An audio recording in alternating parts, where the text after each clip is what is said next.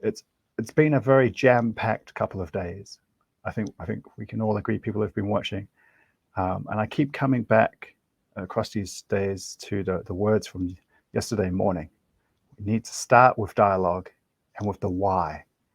And we hope that you've been inspired and been energized and felt a bit more connected in these disconnecting times, and perhaps even felt some reassurance about the path you and your organization is on, and the ability to engage with yourself about your why and your vision, and have some great stepping stones for your next steps that you want to take. So, closing as we began, I would like to now invite Richard Benge back on screen to say some final remarks.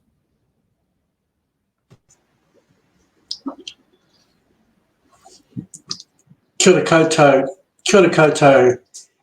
James, thank you very much.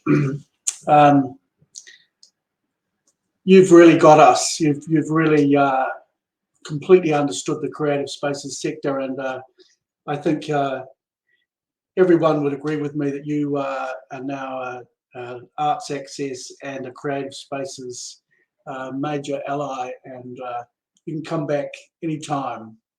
People love you. I've been asked, before I do a wrap up with my impressions of the last 2 days, is to ask you for 3 words that you would describe your experience during the Creative Spaces conference. Could you put that in the chat? 3 words, boom, boom, boom, knock them off, that come off the top of your head, that describe your experience during the Creative Spaces conference. Tēnā koe, Richard Benge ho. Yesterday I failed to describe or tell you about the painting, the image that's behind me. It's a Haitiki painting that is painted by an artist who at the time was in Northland prison. As you might know, Arts Access Aotearoa also advocates for people in the justice system, in prisons and corrections facilities, to be engaged in the arts. And this painting's been with us for a long time. Sometimes goes out on loan. It's in exhibitions. It tells a story about creativity and the power of artistic engagement to rehabilitate, to have people think about their journey and use the arts to empower and renew their whole selves. Well, gosh, here we are at the very close to the end of our 2-day conference. The last 2 days have been packed full of deep and important insights on topics essential to the professional development of staff from the creative spaces sector, and along with our allies and associates.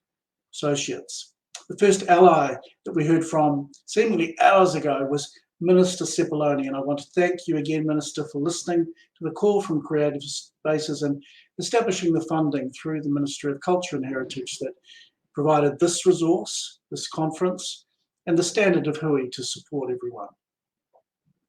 It's been 2 days of nurturing, informative conversations. James was reflecting on the workshops and demonstrations that highlighted the strong challenges and wake-ups about the possibilities that can be ignited.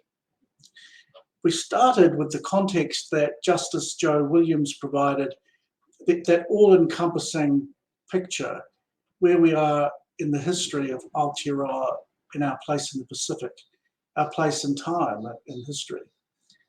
The issues of unlearning the past narratives and the damage of remoulding our understandings as a nation, and in all of that journey, how the arts matter. And most importantly, he reminded us of how you as artists matter, and how all our artists matter. He told us not just how important the arts are for being oftentimes the unappreciated harbingers of change, challenging the status quo, and then stepping into the future before the rest of society does. Over the last 2 days, we've got to stop and dance. So thank you, We Dance and Job Dance team. You heard us breathing and stretching and letting go. How are your hips doing now, James?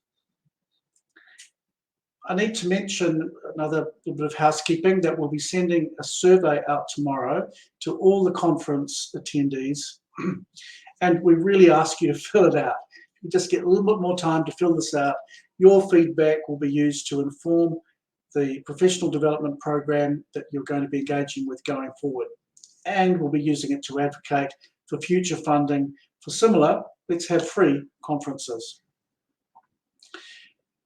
Just remembering again that Justice Joe, when he talked about Hinewehi Mohi, as she was known then, who sang the New Zealand national anthem at Twickenham in 1993 in Te Reo Māori. You recall he said that?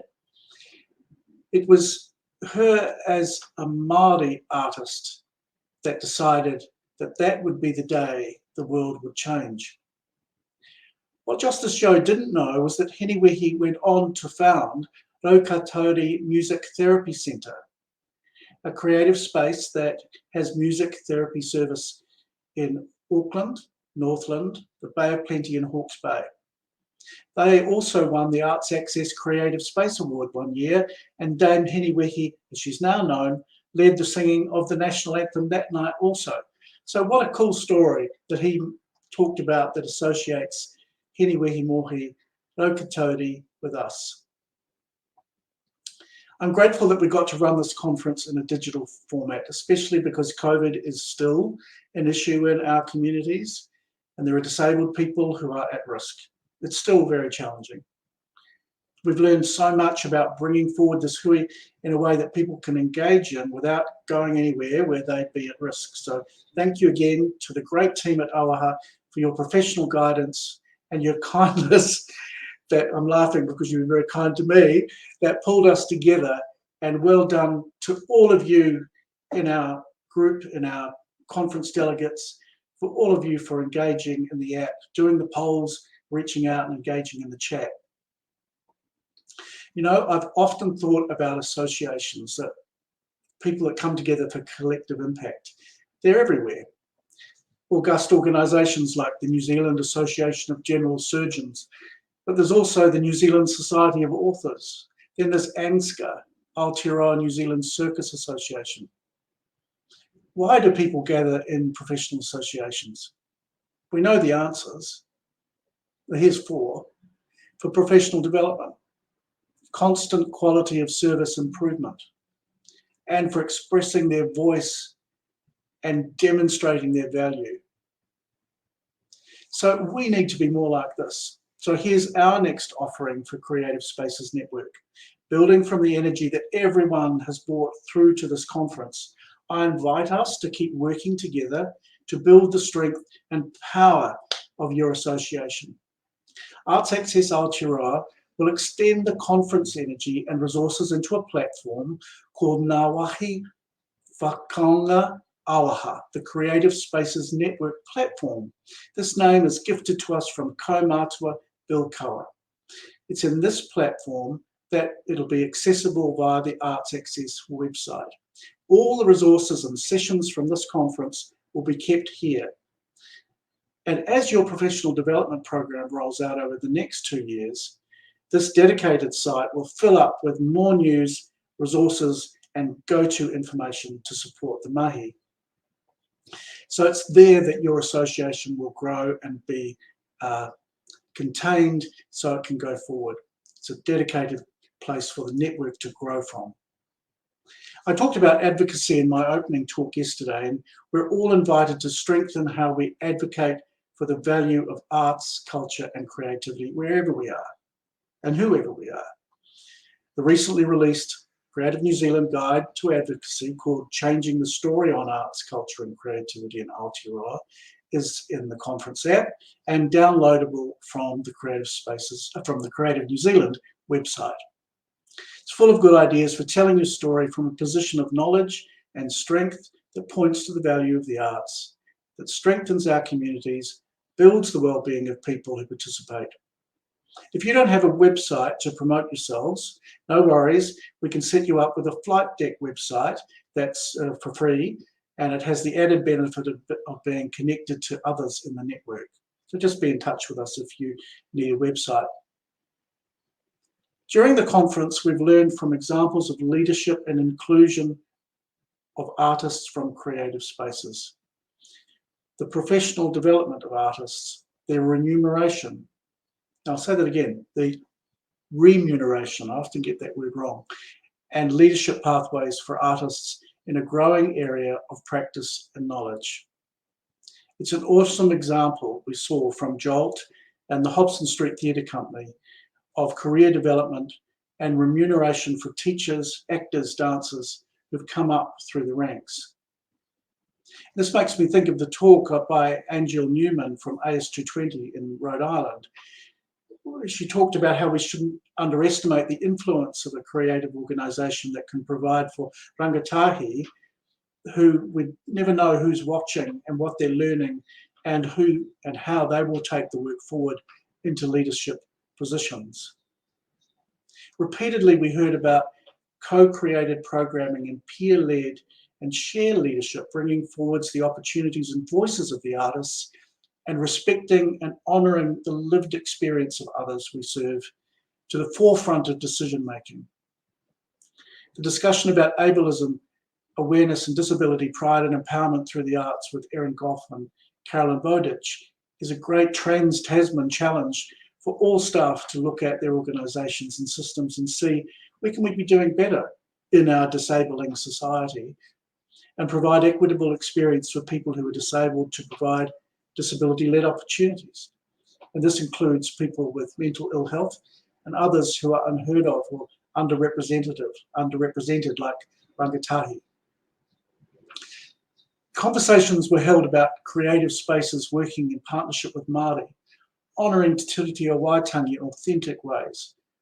We heard that the deeper our understanding of Te Tiriti is, the better this informs our actions, and from that we have trustees at committee levels, and beyond that it's best to surround ourselves with better informed people who can share with us and lead us into the relearning environment of what our organisations and life in Aotearoa can be like in the future. And James talked about it, and I'll reiterate that we heard of the importance of starting out to ask the why do you embark on this journey, so that you can support kaupapa Māori and get fairer outcomes. I liked the term changing the colour of the background. And Arts Access Aotearoa as an organisation is mirroring this journey of learning as well. Thank you for this afternoon's peer-led sessions. They were so practical, and we were right with you in how to do your workshops, how you've done it online and in person. Great ideas and practical settings. Thank you. Soon I'll say goodbye and I'll pass you back to the care of our kaumātua Bill Koa. So thank you again, and for your support of our mahi bill. Thank you again to all of you who helped guide and be in the conference program, and to James and Sandra and Amy and Dan behind the scenes for bringing this digital and accessible program to life with efficiency and great kindness. Thank you again to the Arts Access team, specifically Ruth, for the coordination of so many moving parts, and to all our speakers and panelists. Last and most important, my aroha and gratitude to you, the staff and artists of all creative spaces, wherever you are. You make up this growing and strengthening network. I overheard someone say today, creative spaces have sure come to the party on this, in reference to the way you've all joined in and supported this conference, and you have. So let's keep the energy and aroha going. Arts Access is all in and looking forward to staying alongside you to do what Dame Hinewehi Mohi did back in 1993. Use the power of the arts to change the world. Noho mai rā I rotu ana manaakitanga katoa.